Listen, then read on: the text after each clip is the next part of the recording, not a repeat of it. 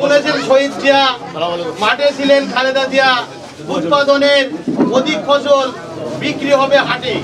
ধান বুনেছেন শহীদ জিয়া, বাংলার মাঠে উৎপাদনের অধিক ফসল বিক্রি হবে হাটে। যতই বড় জামাত ইসলাম ফিস ফিস, জিতবে এবার শফিকুল হক মিলন ভাইয়ের ধানের শীষ, ধানের শীষ, ধানের শীষ।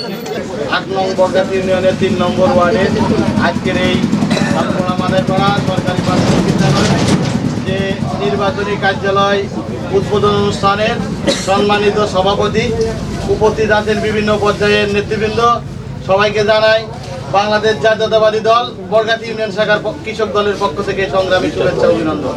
সংগ্রামী সাথী ও বন্ধুরা, আজকে আমরা আসলে একটি প্রপার জায়গাতে প্রপার একটা কার্যালয় পেয়েছি। এই জন্য এই কার্যালয় সংগ্রহ করতে গিয়ে যিনারা শ্রম দিয়েছেন তিনাদের ধন্যবাদ জানাই। পাশাপাশি ধন্যবাদ জানাই যিনি এখানকার মালিক, কিছুদিন পর হলেও তিনি এত সুন্দর একটা জায়গা আমাদের উপহার দিয়েছেন। এই জন্য আমাদের বিএনপির পক্ষ থেকে, বাংলাদেশ জাতীয়তাবাদী দলের পক্ষ থেকে, মিলন ভাইয়ের পক্ষ থেকে তিনাকে আমরা অভিনন্দন জানাচ্ছি। আজকে বাংলাদেশে যত কয়টা 6টা আসনে যত কটা এমপি নির্বাচিত হয়েছে বা নমিনেশন পেয়েছে, তাদের মধ্যে শফিকুল হক মিলন ভাই দক্ষতা, যোগ্যতা এবং নেতৃবৃন্দের প্রতি তার যে দায়িত্ববোধ, সবার চেয়ে দ্বিতীয় ভাবার কোনো সুযোগ নাই। তিনি সবসময় মানুষের সুখে দুঃখে, গ্রীষ্মে বর্ষায় মানুষের পাশে থেকেছেন এবং তিনি দীর্ঘ সময় ধরে নেতৃত্ব করেছেন এবং একমাত্র রাজশাহীতে একটাই সিট, যে সিটে আমরা এই শফিকুল হক মিলন ভাই অ্যাডভোকেট হিসেবে একটাই পেয়েছি, যে সেই অ্যাডভোকেট শফিকুল হক মিলন ভাই। তিনি আমাদের কাছে ধানের শীষ নিয়ে এসেছেন। ধানের শীষের আমরা ধারক বাহক। আমরা ধানের শীষে আগামী 12 তারিখে আমরা ধানের শীষকে বিপুল পরিমাণে ভোট দিয়ে যাতে নির্বাচিত করতে পারি। গত নির্বাচনে আমরা এখানে 1 ঘন্টা সময় পেয়েছি। 1 ঘন্টার মধ্যে আমরা গোটা বরগাছির মধ্যে সর্বোচ্চ ভোট এই চালুপাড়াতে দিয়েছি। তো যাই হোক, বিষয়টা হলো এই যে ধান বুনেছেন শহীদ জিয়া, মাঠে ছিলেন খালেদা জিয়া। উৎপাদনের অধিক ফসল বিক্রি হবে হাটে। ধান বুনেছেন শহীদ জিয়া, বাংলার মাঠে উৎপাদনের অধিক ফসল বিক্রি হবে হাটে।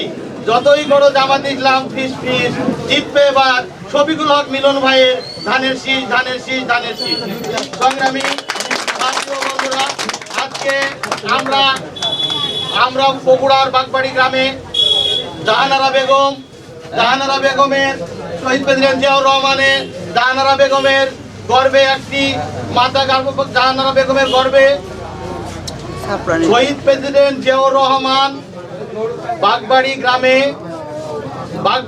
জাহানারা বেগমের গর্বে একটি বীর সৈনিকের জন্ম হয়েছিল, যে 15 বছর বয়সে পাকিস্তানে সেনাবাহিনীতে কর্মরত ছিলেন। যখন তিনি দায়িত্ব সহকারে তার কর্মজীবন পরিচালনা করছিলেন, ঠিক এই সময় বাংলাদেশে 23 বছরের পাকিস্তানি দুঃশাসনের বিরুদ্ধে যখন এদেশের মানুষ যখন ফুঁসে উঠেছিল, তখন নিজের চাকরিকে সে তোয়াক্কা না করে বাংলাদেশের সেই 71 সালে 26শে মার্চ কালুরঘাট বেতার কেন্দ্র থেকে স্বাধীনতা ঘোষণা দিয়েছিলেন।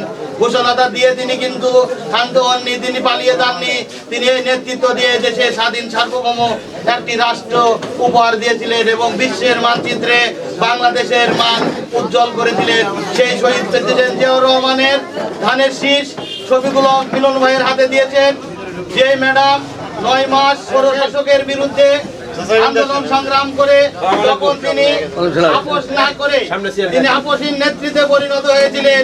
সেই আপোষহীন নেত্রী এবং শেখ হাসিনা যখন 77 বছর বয়সে অন্যায়ভাবে তিনাকে সাজা দিয়ে তিনি আলিঙ্গন করে সেই কারাগারে, নির্জন কারাগারে গিয়েছিলেন এবং সেই আপোষহীন নেত্রীর পক্ষে এবং আগামীর রাষ্ট্রনায়ক তারেক রহমানের পক্ষে তিনি টিকিট পেয়েছেন। তিনি আমাদের শফিকুল হক মিলন ভাই।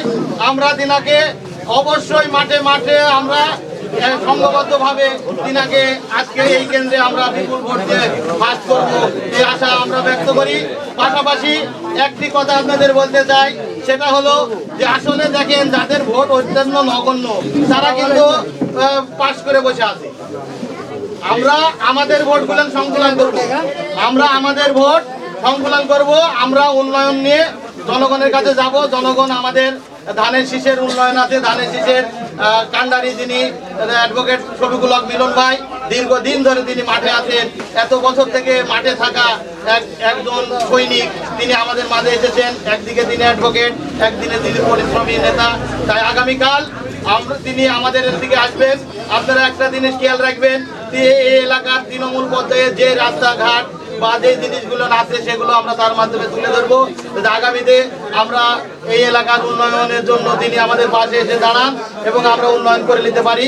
পাশাপাশি ফ্যামিলি কার্ড আপনারা মা বোনদের বলবেন যে দেখেন, একটি মা যদি স্বাবলম্বী হয় তাহলে একটি পরিবার স্বাবলম্বী হবে, একটা পরিবার স্বাবলম্বী হলে একটা দেশ স্বাবলম্বী হবে, যেমন শহীদ প্রেসিডেন্ট জিয়াউর রহমান।